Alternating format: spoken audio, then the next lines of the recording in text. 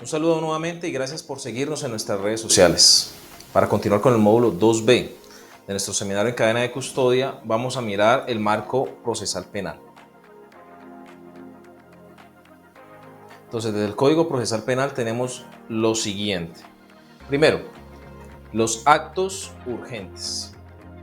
Los actos urgentes ya los hemos mencionado en nuestro seminario de administración del lugar de los hechos, no vamos a hacer alusión aquí, simplemente mencionar que son todas las actuaciones que desarrolla Policía Judicial en razón de una noticia criminal que se conoce por cualquier medio, sea por denuncia, querella e informes de otra clase, y ante la cual se ve obligado a proceder y debe desarrollar una cantidad de actividades. Y de estas actividades debe rendir un informe ejecutivo a la Fiscalía en las 36 horas siguientes al conocimiento de la noticia criminal.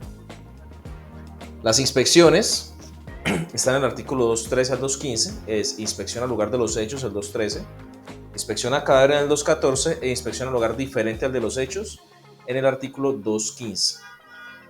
Está un artículo que es el 216, que es el aseguramiento y custodia, que corresponde a todos los servidores públicos y las personas particulares que cumplan esta función de manera permanente o transitoria y que en su poder tengan elementos. Estas personas deben preservarlos y evitar que sean objeto de pérdida, destrucción, daño, que sean objeto de degradación. Para eso deben aplicar las normas de la cadena de custodia. Del 254 al 266 tenemos lo relacionado explícitamente con cadena de custodia, que ya lo vamos a mencionar más adelante. Luego viene el artículo 275 de los elementos de prueba, como podemos ver algunos de ellos ya embalados y rotulados aquí, para una posible sábana de evidencias. Entonces, ¿qué pasa con los elementos de prueba? El artículo 275 nos dice que son aquellos que son usados para la comisión de la conducta, ya lo hemos mencionado en otros videos, que son producto de la conducta, que son los videos, que son los rastros, huellas, manchas, vestigios, que son los documentos, dinero, mensajes de texto, de datos, de voz, que es todo lo relacionado con la entrevista forense y muchos más que pueden irse al artículo y verificarlo, o si no, irse a nuestro módulo 2A de este seminario, ahí le explicaremos más a fondo. La autenticidad ya la vamos a mencionar, está en los medios cognoscitivos del Código Procesal Penal. Simplemente haremos alusión, como ya mencionamos en nuestro módulo 2A, que la autenticidad es la condición de auténtico que tiene un elemento, es decir, resumiéndolo en dos palabras, las características individualizantes que acompañan a ese elemento, que permiten determinar que es único entre muchos. Es fácil cuando un elemento es único en su serie, es única producción, pero ¿qué pasa cuando son en masa? Por ejemplo, electrodomésticos, armas de fuego, por ejemplo, CDs, medios magnéticos como USB. En estos casos hay que tomar en cuenta todos los elementos de individualización. No solamente seriales como traen muchos electrodomésticos o armas y demás, sino por ejemplo lo que les mencionaba, rayones, peladuras, que tiene de pronto alguna quebradura, le falta una pieza, que de pronto yo le hice una marca peculiar porque así lo quería yo cuando era propietario. Entonces todo eso, cuando recolectemos un elemento, debemos tenerlo en cuenta. ¿Para qué? Para asegurar su autenticidad. Y esta autenticidad puede ser verificada más adelante en el proceso penal o en los estrados judiciales. ¿Bien? Entonces, tener muy claro lo de la autenticidad, pero más adelante lo mencionaremos. ¿Qué condiciones se tienen, mejor dicho, o qué condiciones exige el código para que un elemento sea auténtico? Del 279 al 281 tenemos los elementos probatorios recogidos por agente encubierto, entrega vigilada y procedente del extranjero, que también los vamos a mencionar. Y finalmente los medios cognoscitivos o de conocimiento del 382, que son la prueba pericial, la prueba testimonial, la prueba documental, que está la prueba de inspección, que está el interrogatorio y están los elementos de prueba. ¿Por qué? Porque todo lo que se recolecte, precisamente pues va a ser parte de las pruebas que se van a decretar por el juez en la audiencia preparatoria y que van a ser parte de la controversia o contradicción probatoria en el juicio oral. Entonces, si yo recolecto o hago una entrevista, por ejemplo, información legalmente obtenida mediante entrevista, pues esta entrevista tendrá que convertirse en prueba testimonial y tengamos en claro que por eso la entrevista no es elemento de prueba. Porque el elemento de prueba no es lo que me redactan o lo que redacto, lo que me dicen en la entrevista, sino lo que la persona sustenta en juicio. Si la persona me da la entrevista pero nunca va a juicio, pues no va a tener ninguna validez, excepto la prueba de referencia, que eso ya es otro tema diferente. Entonces arrancamos con la parte procesal penal con el artículo 254 de la aplicación. Nos dice la aplicación de la cadena de custodia que para demostrar esa autenticidad que ya mencionamos, de los elementos de prueba, pues tendremos que aplicar los siguientes factores. Entonces, verificar la identidad y el estado original. Identidad es la individualización del elemento y el estado original cómo se encontró. Condiciones de recolección, preservación, embalaje y envío. Recordemos que hay elementos que requieren preservación especial. Les decíamos, medios magnéticos, alejarlos de los campos electromagnéticos. Fluidos biológicos, alejarlos de la temperatura y de la humedad, preservarlos en cadena de frío si están en estado líquido. Prendas de vestir, si están impregnadas de sustancias, dejarlas secar a temperatura ambiente, para después poder embalarlas, al igual que las sustancias vegetales como hojas o plantas. Pues hay elementos que requieren, por su naturaleza, unas condiciones especiales de recolección, identificación y preservación. Por lo tanto, de ahí proviene precisamente esa autenticidad. Si yo no aplico las herramientas idóneas, si yo no aplico una recolección apropiada, una preservación, un embalaje y un envío que corresponda con la naturaleza del elemento, pues se va a arruinar esa autenticidad y por consiguiente la capacidad demostrativa. Los lugares y fechas de permanencia de los elementos son importantes para determinar esa autenticidad, porque algunos de estos lugares pueden haber intervenido en la autenticidad de los elementos, al igual que los cambios que haya realizado cada custodio. ¿Cómo así? Si un perito, en el caso de los custodios, hizo un análisis, esto puede generar que el elemento inicial mute, cambie a otro tipo de elemento por los componentes químicos, por el análisis que se le haya hecho, y por lo tanto pues ya no va a ser el mismo. Por lo tanto, pues este elemento será un elemento del que va a tener que darse una observación, primero en los informes periciales y segundo las observaciones del registro de cadena de custodia. Que recolecté un arma de fuego y en la prueba pericial se gastaron 3 cartuchos, 2 cartuchos, 5 cartuchos. ¿Para qué? Para la prueba de estado de funcionamiento, pues ya no tenemos un arma de fuego con 10 cartuchos, sino con 5, por ejemplo. Los cambios que le hacen los custodios a los elementos de prueba deben quedar registrados. Si bien es cierto, en el informe pericial o informe de investigador de campo que se rinde de la actuación o en el informe ejecutivo, y también en las observaciones que quedan del formato de registro de continuidad en la parte posterior o en el reverso del manual del formato de cadena de custodia FPJ 8. Nombre, identificación y datos de todo el que entró en contacto con el elemento para la continuidad. Recordemos los principios o los requisitos de validación del sistema de cadena de custodia. Algo supremamente importante que nos decreta este artículo, de lo cual muchos servidores de policía judicial y muchas personas no tienen conciencia, y es que la cadena de custodia inicia en el sitio donde se encuentran los elementos, donde se recauden, descubran, recolecten, no en las oficinas, no en los vehículos, no de pronto en los almacenes transitorios donde digo, ay, voy a embalar, o antes de pasar al perito. No, la cadena de custodia inicia en el sitio de identificación o descubrimiento de recaudación de los elementos materiales probatorios. ¿Y cuándo finaliza? Por orden de autoridad competente. Ahora, la Fiscalía General de la Nación reglamentará todo lo concerniente al diseño y aplicación de la cadena de custodia. La Fiscalía General de la Nación, por eso existe el Comité Permanente de Cadena de Custodia y existe el Consejo Nacional de Policía Judicial. ¿Para qué? Pues para asegurar estos procedimientos que deben determinarse. Y por eso es que ustedes pueden ver que existe el Manual de Cadena de Custodia versión del 2018, 27 de diciembre. Por eso existe el procedimiento de inspección técnica al lugar de los hechos para asegurar que los elementos sean preservados de la mejor manera. Este es de junio o de mitad de año del 2020 más o menos. Por eso existen una cantidad de protocolos y procedimientos estandarizados para asegurar precisamente esa autenticidad de los elementos y que cumplan con su función probatoria. Todos los servidores públicos y los particulares, como decíamos en el artículo 20 del Código Penal, todos los que se denominen servidores públicos y los particulares que por razón de sus funciones tengan contacto con elementos de prueba, son responsables por su preservación y por el aseguramiento de los mismos.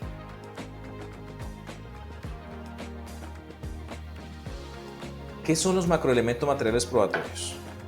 Los macroelementos materiales probatorios son elementos de gran tamaño, retroexcavadoras o todo lo de las explotaciones ilícitas de yacimientos mineros, por ejemplo. El Manual de Policía Judicial nos habla de los bienes en el proceso penal, capítulo 9, página 40. bienes en el proceso penal. Aquí nos habla de todos los relacionados con la comisión de las conductas y entre eso nos habla de los relacionados con la explotación ilícita de yacimientos mineros, como por ejemplo las retroexcavadoras, bulldozer, dragas y demás. Son muy grandes, no pueden trasladarse a ningún almacén de evidencia y por lo tanto se dejarán en el sitio si se requiere preservarlos. Por ejemplo, un avión que está relacionado con una conducta criminal, entonces si se debe denominarle custodia para que lo preserve hasta que lleguen los peritos a hacer el análisis, digamos, se necesita hacer un análisis a ese avión y no hay el perito en el momento, se necesita custodiarlo hasta el momento que llegue el perito para hacer el análisis, pues se le denominará custodia hasta que se proceda con el mismo. Pero una vez que se hagan esos análisis, como vamos a ver más adelante, una vez que se hagan esos análisis, pues el elemento procederá a su fijación y se continuará con el procedimiento como explicaremos más adelante. ¿Qué otros tipos de elementos son macroelementos? Las naves, aeronaves y los vehículos. Si bien es cierto que un vehículo no puede llevarse a un almacén de evidencias, pero de manera general la Fiscalía o algunas alcaldías hacen coordinaciones para destinar unos parqueaderos, donde si yo incauto un elemento tipo vehículo automotor, motocicletas, vehículos, camionetas, camiones, pues al momento de hacerlo me autorizan el ingreso de uno de estos vehículos a los parqueaderos designados por la Fiscalía o por las alcaldías en coordinación. ¿Para qué? Para que reposen allá hasta que se destine algo sobre ellos. Sea la prueba pericial que hace el técnico automotor, sea porque se requiera para otro tipo de estudio dactiloscópico, documentológico, de pronto algún estudio de trazabilidad, ¿sí? Un estudio de trayectorias balísticas, etc. Y después, ¿qué se hará con él? Ya miraremos. Entonces tenemos, después de ser examinados por los peritos en su totalidad, serán filmados, serán fotografiados. También serán filmados y fotografiados los sitios donde se encuentren elementos dentro de estos vehículos, dentro de estos aviones, dentro de estas naves o el macroelementos. Pongamos un ejemplo, yo encuentro 10 elementos de prueba en una escena. El carro es el número 8, pero dentro de ese carro yo encontré muestras de sangre, por ejemplo. Encontré unas vainillas, pero ya numeré 10 elementos dentro de la búsqueda inicial.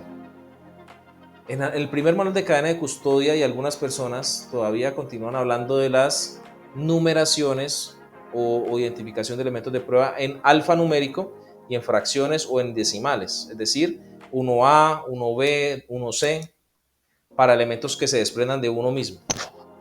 1.1, 1.2, 1.3. Puede ser válido. ¿Cuál es el único inconveniente? Que el sistema SPOA, que es el sistema que maneja la Fiscalía Colombiana, no admite el ingreso de este tipo de numeración, solamente permite números enteros, 1, 2, 3, 4, 5. Por lo tanto, si bien es cierto se podría hacer, no aplica por razones técnicas, como explicaremos otras más, precisamente el sistema SPOA más adelante. Pues por razones técnicas no aplicaría, ¿bien? No aplicaría numerar 1A, 1B, 1C. Que encontré dentro del vehículo una vainilla, el vehículo es 8, entonces sería 8A.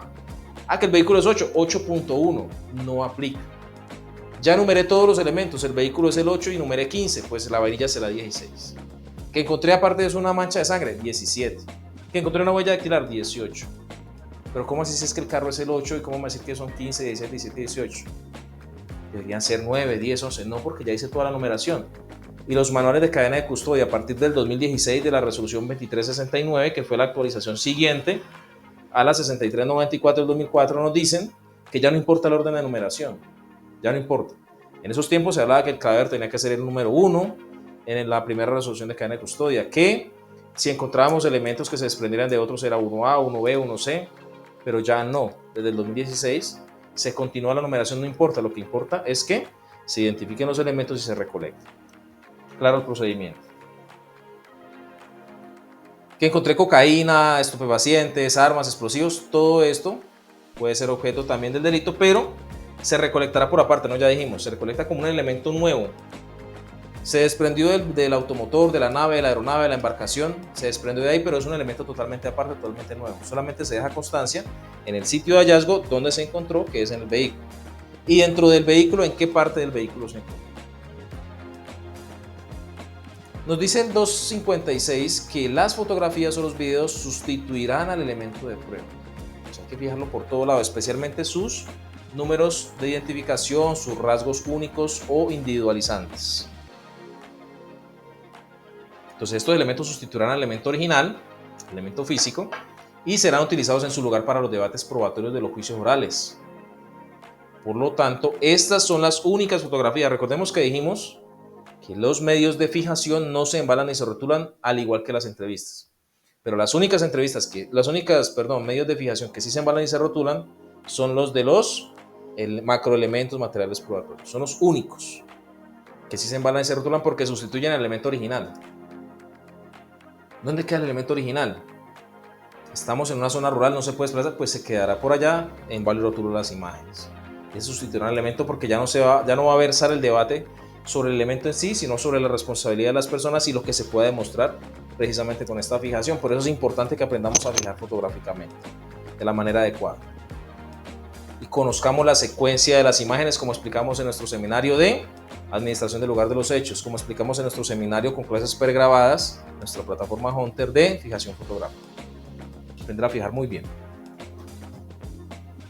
Que en el sitio encontramos explosivos. ¿Qué hacemos con esos explosivos? Generalmente, cuando se conoce, en este sentido, las instituciones, especialmente la Policía Nacional, es muy organizada. Generalmente, cuando se sabe que hay un sitio en el cual pueden haber elementos explosivos, se designan los peritos especializados. Si se sabe que en un sitio puede haber estupefacientes, se designa el perito especializado en PIPH. Pues cuando son explosivos, el ejército también muchas veces en sus zonas tiene peritos en explosivos y policía judicial va a atender una escena, ejemplo, un campamento donde habían personas de grupos armados al margen de la ley y se encontraron artefactos explosivos, armas de fuego y demás. Cuando se llega, claro, policía judicial procede a hacer la inspección de todo el sitio, que hay personas heridas, fallecidas y demás, que hay elementos de prueba, armas y otras cosas. ¿Qué debe hacer policía judicial con los explosivos? Granadas o explosivos artesanales, otros industriales. ¿Qué se hace con eso? Pues lógicamente se coordinará con el técnico antiexplosivos que haya en el sitio, sea de policía, sea de ejército o cualquiera de las fuerzas autorizadas. Y este técnico hará una destrucción controlada de esos artefactos explosivos. De esto se hará un procedimiento de fijación de la actividad y se hará un acta. No importa que sea en una hoja de cuaderno, porque ellos manejan sus agendas, no importa que sea en una hoja de cuaderno, se hace en una hoja de cuaderno. Después de que él redacte bien todo el procedimiento de la destrucción y la firme adecuadamente y nos entregue el acta, no hay ningún inconveniente. Se hizo el procedimiento adecuado y policía judicial lo puede autorizar. No hay necesidad de autorización de ninguna autoridad judicial, a no ser que la misma autoridad judicial como el fiscal vayan al procedimiento o conozcan del caso. Inicio de la cadena de custodia. ¿Quién la debe hacer? Los servidores públicos. Aquí vamos a ver más adelante qué pasa cuando un particular me trae un elemento de prueba a mí como servidor público. Estoy recibiendo una denuncia, estoy en una unidad de policía judicial, estoy en un hospital, etc. ¿Quién debe iniciar la cadena de custodia? ¿El particular o el servidor público? Pues este artículo nos lo dice claramente, debe ser el servidor público. Que más adelante vamos a ver que se puede colocar al particular como la persona que halló el elemento. Yo lo recolecté y lo embalé, bueno, eso ya es otro tema. Pero ¿quién lo somete a la cadena de custodia? El servidor público. Tengámoslo muy claro.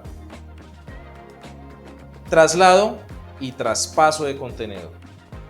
¿Qué es trasladar el contenedor? Yo recolecto un elemento de prueba. ¿Necesito llevarlo a dónde? Cuando yo lo recolecto yo no me quedo con él. Almacén general, almacén transitorio o almacén satélite, laboratorio, a donde necesite llevarlo, almacén de armamento del ejército, de la policía. Pues yo qué voy a hacer, trasladar el elemento, lo llevo, ese es el traslado. ¿Y qué es el traspaso? Cuando yo llego, le digo, oiga, señor jefe del almacén general, señor del almacén transitorio, señor del almacén de armamento del ejército, de la policía, le traspaso el contenedor, tenga, aquí se lo entrego. ¿Qué deben hacer estas personas cuando yo les traspaso el contenedor? El FPJ8 en su parte del reverso tiene el registro de continuidad. Este es el registro de continuidad y aquí van los datos, fecha, hora, datos, nombre, cédula, la entidad a la que pertenece la persona que me está recibiendo el elemento, las observaciones que tenga respecto del embalaje del elemento, por qué se está trasladando ese elemento, si es para almacenamiento, análisis, si se va a llevar a audiencia, si es para disposición final, por ejemplo, y se deben dejar esas constancias de esa actividad. Y como decíamos, cada persona que entre en contacto con los elementos de prueba deberá quedar registrado precisamente aquí, en el registro de continuidad. Que yo encontré que el contenedor está en mal estado. Aquí están las observaciones para que dejen la constancia. Que es que me entregaron 50 kilos de cocaína y yo hice el PIPH. Los 50 kilos se quedan con este registro de cadena de custodia y yo aquí dejo la constancia que hice el PIPH, y para las muestras inicio un nuevo registro de cadena de custodia, nuevo embalaje, nuevo rotulado y demás. Ahora, la actuación del perito. ¿Qué hace el perito cuando recibe un elemento? Pues ¿para qué le llevo yo un elemento al perito? Para que lo analice. ¿Qué hace el elemento con el perito? Una vez que lo analiza, bajo los procedimientos y los protocolos estandarizados y la aceptación de la comunidad internacional, pues ¿qué hace el perito? Rinde su informe y lo devuelve al servidor de policía judicial, que se lo llevó, o a la defensa, en este caso si la defensa se lo entregó.